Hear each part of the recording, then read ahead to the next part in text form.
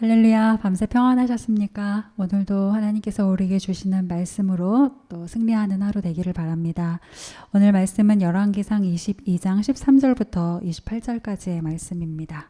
13절부터 28절 조금 길기는 하지만 그래도 여러분과 제가 한 절씩 교독하면서 함께 읽겠습니다. 미가야를 부르러 간 사신이 일러 이르되 선지자들의 말이 하나같이 왕에게 길하게 하니 청하건대 당신의 말도 그들 중 한 사람의 말처럼 길하게 하소서.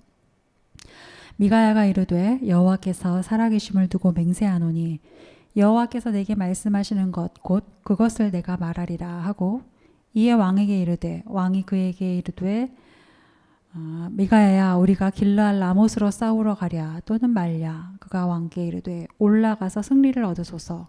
여호와께서 그 성읍을 왕의 손에 넘기시리이다. 왕이 그에게 이르되 내가 몇 번이나 내게 맹세하게 하여야 내가 여호와의 이름으로 진실한 것으로만 내게 말하겠느냐. 그가 이르되 내가 보니 온 이스라엘이 목자 없는 양같이 산에 흩어졌는데 여호와의 말씀이 이 무리에게 주인이 없으니 각각 평안히 자기의 집으로 돌아갈 것이니라 하셨나이다. 이스라엘의 왕이 여호사밧 왕에게 이르되 저 사람이 내게 대하여 길한 것을 예언하지 아니하고 흉한 것을 예언하겠다고 당신에게 말씀하지 아니하였나이까. 미가야가 이르되 그런즉 왕은 여호와의 말씀을 들으소서.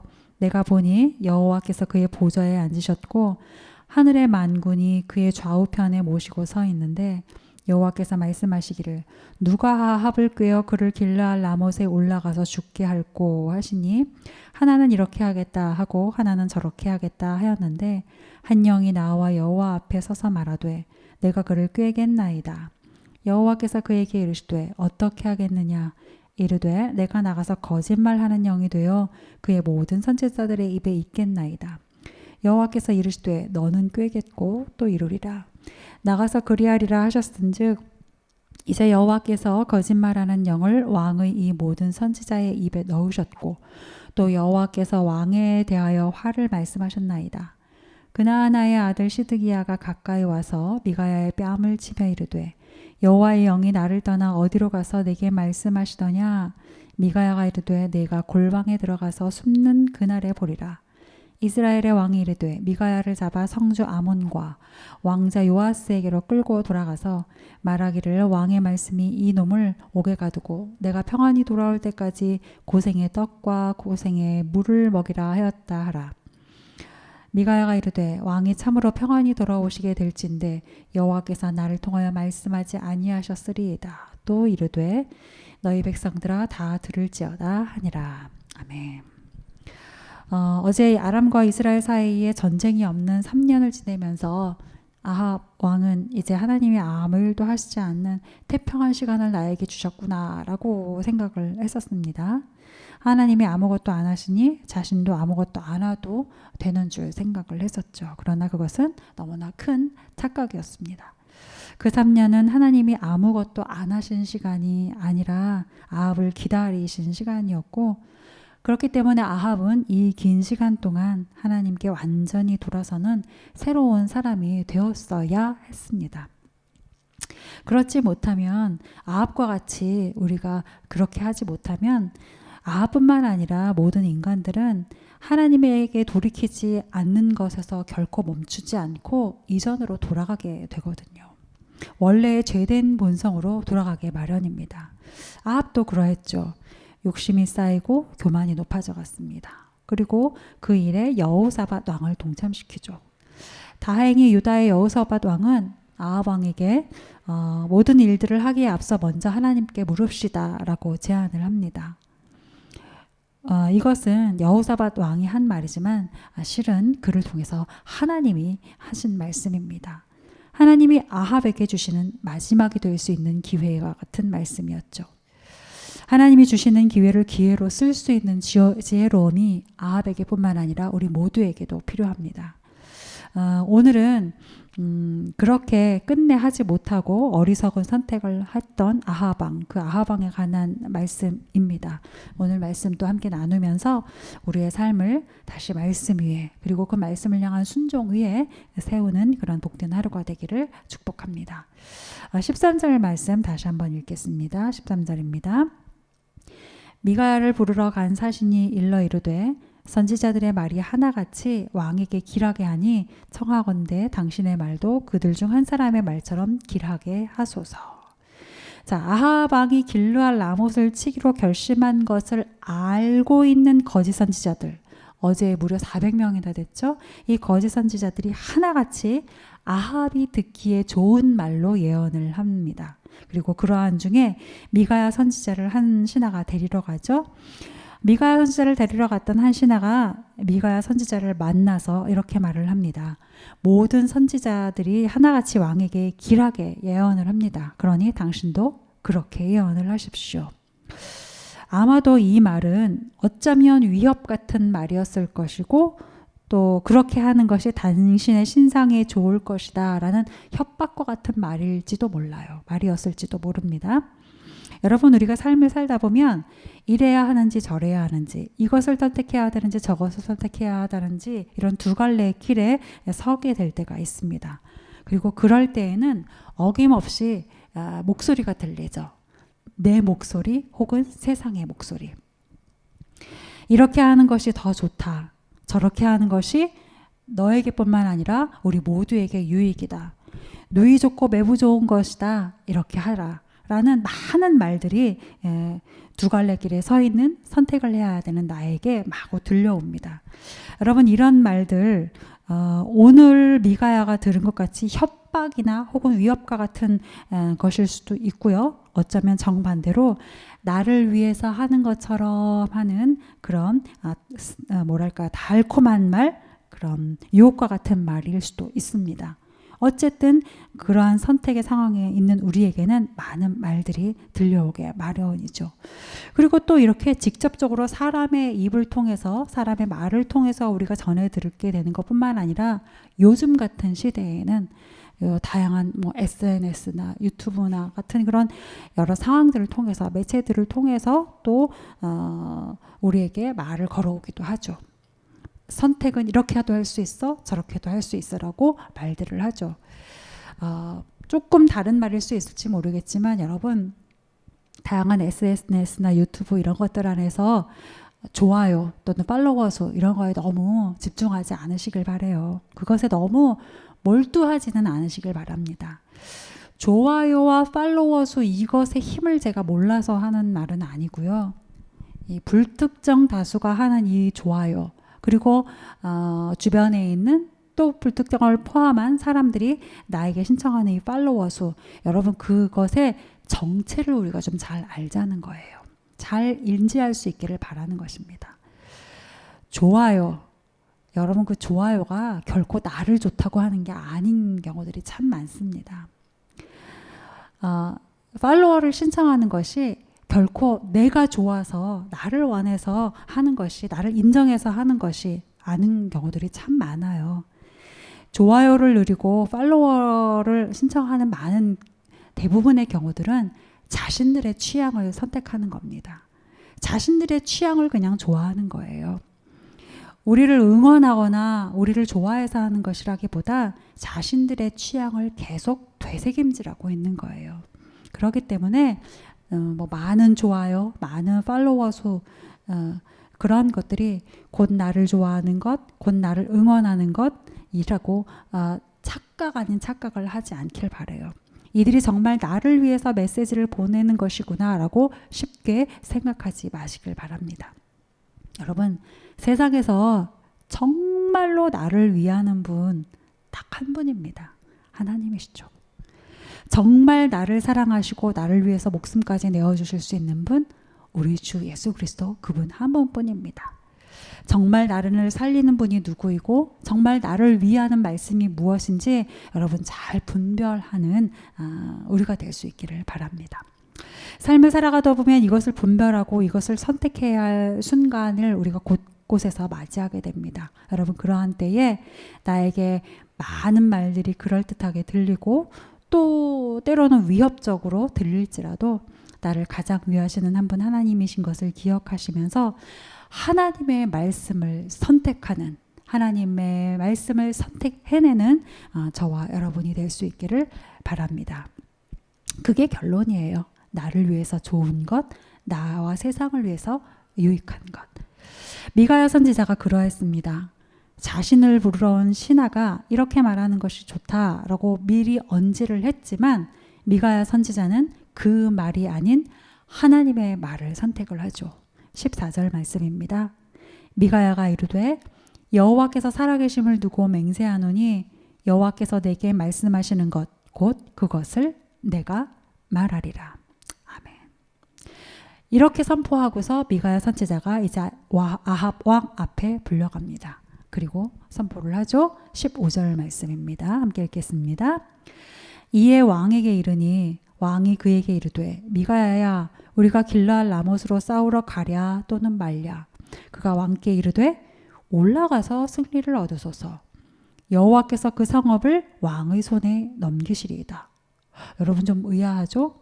미가야 선지자가 분명히 신하 앞에서는 자신은 하나님이 말씀하신 대로만 말할 것이다 라고 했는데 정작 왕 앞에 이르러서는 이렇게 말하는 것이죠. 올라가십시오. 성을 취하게 되실 것입니다. 정반대로 지금 말하고 있는 것입니다. 원하는 대로 당신이 얻을 수 있을 것이다 라고요. 미가야 선지자가 정작 왕 앞에 서니까 두려워서 그렇게 말했던 것일까요? 아니죠. 미가야 선지자는 앞서서 했던 400명의 거짓 선지자, 그들의 말을 지금 똑같이 옮겨서 하고 있어요. 미가야 선지자가 직접 듣지는 않았음에도 불구하고 전해 들은 그 말, 근데 그 말을 아주 똑같이 지금 옮기면서 내심 그들을 조롱하고 있는 겁니다. 그 거짓 선지자들을 비판하고 있는 거죠. 그리고 자신이 어떻게 말해도 아합 왕이 거짓된 선택을 하게 될 것, 자기 고집대로 선택하게 될 거라는 것을 알고 왕이시여 당신이 원하는 대로 한번 해보십시오 와 같은 말을 하고 있는 거죠. 재미있는 것은 이 말을 듣고 아합 왕이 한 말이에요. 그럼 16절 말씀 함께 보실게요. 왕이 그에게 이르되 내가 몇 번이나 내게 맹세하게 하여야 네가 여호와의 이름으로 진실한 것으로만 내게 말하겠느냐. 새번역 버전을 한번 다시 보시겠습니다.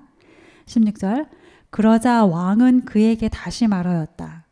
그대가 주님의 이름으로 나에게 말을 할 때에는 진실을 말해야 한다고 내가 누차 일렀거늘 내가 얼마나 더 똑같은 말을 되풀이해야 하겠소 라고 지금 아합 왕이 오히려 말하고 있어요. 미가야야 네가 길르앗 라못으로 올라가라 승리할 것이다. 하나님이 이기게 하실 것이다 라고 말하였는데 너 왜 거짓말하냐 이건 거잖아요. 지금 내가 너한테 계속해서 진실을 말하라고 했는데 너는 왜 지금 진실을 말하지 않고 거짓말을 하고 있는 거냐 라고 지금 하고 있는 거예요. 여러분 굉장히 재미있지 않습니까? 아합 왕은 지금 이렇게 말했지만 이렇게 한 말을 통해서 자신이 얼마나 지금 거짓되어 있는지 위선적인지를 스스로 밝히고 있어요. 여러분 이 말 잘 보십시오. 아합 왕은 지금 진실을 말해야 한다고 누차 말해왔다라고 했어요. 다른 말로 하면 지금 네가 한 말 그거 거짓말이다라는 거예요. 어떤 말 했는데요? 올라가십시오. 왕께서 그 성을 차지할 것입니다라고 한 말. 근데 그게 지금 거짓말이라는 거예요. 뭡니까? 아합 왕 자신도 길르앗 라못으로 올라가면 이기고 차지하게 될 것이다 라고 앞서서 무려 400명이나 했던 그 선지자의 말들이 거짓말이라는 것을 알고 있다라는 거죠. 아합 왕이 길한 것, 좋은 것이라고 생각한 대로 예언한 것, 이 예언한 것이 근데 거짓이다라는 것을 사실 그 내면 깊은 곳에서는 인지하고 있다라는 거예요. 진실이 아니라는 걸 느낌상으로라도 이미 알고 있다라는 거죠. 그리고 또 이어서 아합 왕이 미가야에게 정말 이렇게 굉장히 거룩한 척하면서 하는 말, 내가 몇 번이나 너에게 여호와의 이름으로 진실한 것으로만 말하라고 했었지 않느냐라고 하는 이 강조. 계속 미가야 선지자에게 혹은 사람들에게 진실만을 말해 하나님의 말씀만을 전해라고 했었다라는 것인데 여러분 수없이 아합 왕이 그렇게 말했으면 뭐합니까? 정작 하나님의 말씀이 선포될 때 그 진실을 아합 왕은 계속 외면했고 계속 거부했었던 걸요. 진실을 말하라고 해서 진실을 말하면 오히려 잡혀갔고, 하나님의 말씀만 하라고 해서 하나님의 말씀을 전해도 전혀 듣지 않았던 것이 지금까지의 아합 왕 아니었습니까? 껍데기 같은 말만 계속 멋있게 해왔던 거죠. 말로는 진실해 라고 했지만 정작 선택은 그렇게 하지 않았던 것입니다. 우리가 참 많이 하는 행동, 많이 하는 말의 실수이지 않은가 하는 생각이 듭니다. 여러분, 우리가 참 위선적일 때가 있어요. 정직해야 돼 라고 자녀에게 가르치면서 우리가 정직하지 못할 때 참 많지 않습니까? 뻔히 속이는 것인 줄 알면서도 살짝 눈 감고 진실인 척 가장할 때도 참 있지 않습니까? 우리가 우리 자신을 되게 잘하는 것 같아요. 잘하고 있는 것 같이 생각하고요. 그런데 가만히 보면 우리는 우리 자신을 정말 잘 모릅니다. 잘 모를 뿐만 아니라 심지어는 잘 안다고 우리가 자신을 스스로 속이기까지도 하죠. 난 잘 알아. 난 잘하고 있어. 난 뭐가 진실인지 알아. 그리고 그렇게 가르치고 있어. 나는 진실을 추구하고 자식들에게도 진실해야 한다고 잘 가르쳐. 그런데 왜 우리는 아직도 여전히 하나님으로부터 이렇게 멀찌감치 떨어져 있으려고 하는 걸까요? 하나님의 말씀에 온전히 순종하지 못하고 이것은 듣고 이것은 버리는 이런 선택적인 순종을 계속하고 있는 것일까요? 그리고 그러한 우리의 모습들을 보면서 우리의 자녀들은 여전히 신뢰하지 못하고 있기도 하고요. 바라기는 나보다 나를 더 잘 아시는 하나님께 겸손히 묻고 또 겸손히 듣고 겸손히 순종하는 오늘 하루 되실 수 있길 바랍니다. 아멘. 아합 왕이 미가야에게 진실한 것으로만 내게 말하라 라고 허세를 떨자 미가야 선지자가 그래요? 라고 결심이라도 하는 듯이 이제 하나님께 들은 말을 선포를 합니다. 그리고 하나님께서 그에게 보여주셨던 환상의 장면들을 들어서 지금 영적인 세계에서 어떤 일들이 일어나고 있는지를 낱낱이 고하죠.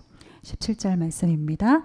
그가 이르되 내가 보니 온 이스라엘이 목자 없는 양같이 산에 흩어졌는데 여호와의 말씀이 무리에게 주인이 없으니 각각 평안히 자기의 집으로 돌아갈 것이니라 하셨나이다. 하나님이 말씀하시길 이스라엘 백성이 목자 없는 양과 같이 산에 흩어져 있다라고 하셨다는 거예요. 여기서 흩어져 있다라는 것은 그냥 흩어져서 한가로이 풀뚫고 있는 게 아니고요. 산산이 깨뜨려져 있는 상태를 말해요. 완전히 부서져 있는 상태를 말하는 겁니다. 그러니까 뭐합니까? 백성을 돌보아야 할 왕이 없이 이스라엘이 산산이 깨지고 부서져 있다는 거죠. 그리고 이들이, 즉 이 양들이 그럼에도 불구하고 각각 평안히 자기 집으로 후에 돌아갈 것이다 라고 선포를 하고 있어요. 여러분 한번 생각해 보십시오. 목자가 없어서 산산이 깨지고 부서져 있는 상태의 양인데 이들이 각각 평안히 집으로 돌아간다? 이게 무슨 말일까요? 여러분, 왕을 요구했던 백성들이에요. 그럼 그러한 백성들에게 왕이 없다는 것은 사실 큰 비극과 같은 것이지 않겠습니까? 그런데 그럼에도 불구하고 그렇게 되는 것이 오히려 흩어져 있는 깨부서져 있는 양과 같은 백성들을 도리어 평안히 집으로 돌아가게 하는 일이 된다는 거예요. 왕이 없는 비극이 백성들에게는 차라리 더 유익한 것이라는 거죠. 너무나 큰 비극이 아닐 수 없습니다. 여러분, 이쯤 되면 아합 왕이 정신 차렸어야 돼요. 정신 바짝 차리고 하나님께 돌아섰어야 합니다. 그런데 아합뿐만 아니라 인간이 갖는 그 욕심과 교만이라는 것이 얼마나 그 인간 자신을 무지하게 만드는지 아합 왕은 깨닫지 못해요. 여전히 깨닫지 못하고 계속해서 끝까지 치달아갑니다. 하나님께서 아합 주변에서 일어나고 있는 영적인 상태들을 미가야 선지자에게 환상으로 보여주셨고요. 그래서 미가야 선지자가 아합 왕 앞에서 그것을 설명을 합니다. 아주 디테일하게 설명을 하죠. 세세하게 설명을 해줍니다. 그런데도 아합 왕은 깨닫지 못합니다. 시간상 우리가 다 읽지는 못하지만 아마 여러분들이 이미 다 알고 계셔서 읽어서 알고 계실 것입니다. 이렇게 자세히 디테일하게 설명을 해줌에도 불구하고 보이지 않는 세계가 어떻게 지금 움직여지고 있는지까지도 설명하고 너에게 길하다라고 예언한 그 400명의 선지자의 정체가 무엇인지조차도 다 설명을 했음에도 불구하고 아합은 깨닫지 못합니다. 이런 모습을 보면서 생각하게 돼요. 돌이킬 수 있을 때 돌이키는 것도 정말 은혜구나. 하나님이 돌이키라고 기회를 주실 때 돌이킬 수 있는 것이 정말 하나님의 은혜구나 깨닫게 됩니다. 여러분 21장의 월요일 본문을 보면서는 하나님이 선포하시는 그 예언의 말씀에 주저없이 납작 엎드렸던 그 아합의 모습을 보면서 그리고 그를 겸비하였으니 용서하겠다고 하신 하나님의 말씀을 들으면서 하나님 너무 쉽게 아합 용서해 주시는 거 아니신가 하는 생각이 들었었어요. 그런데 오늘 이 말씀을 보니 아합이 조금 겸비했다고 하나님이 너무 쉽게 심판을 미루어 주시는 것 같은데 라고 했던 그 잠시 했던 그 생각들을 완전히 돌이키게 됩니다. 차라리 제발 저 아합왕이 빨리 돌이켜주기를, 돌이키는 신용이라도 해주기를 하는 마음이 저절로 들게 되죠.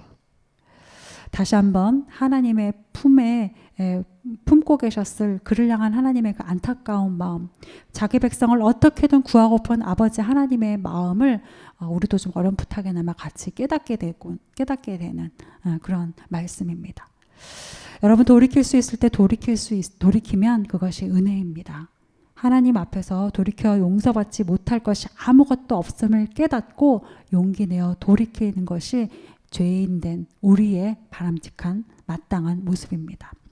혹여나 저와 여러분 앞에 하나님이 주시는 기회다 싶은 시간들이 있다면 여러분 감사함으로 붙잡으실 수 있기를 바랍니다. 조금도 주저하지 않으시길 바라요. 내 귀에 좋은 것, 내 마음에 길한 것, 혹여나 그런 것들에 여러분 미혹되지 마시고 하나님의 말씀에 합한 것 선택하시고 그 길에 순종하는 저와 여러분의 오늘 하루가 되기를 간절히 소망합니다. 우리 말씀 기억하면서 함께 기도하시겠습니다.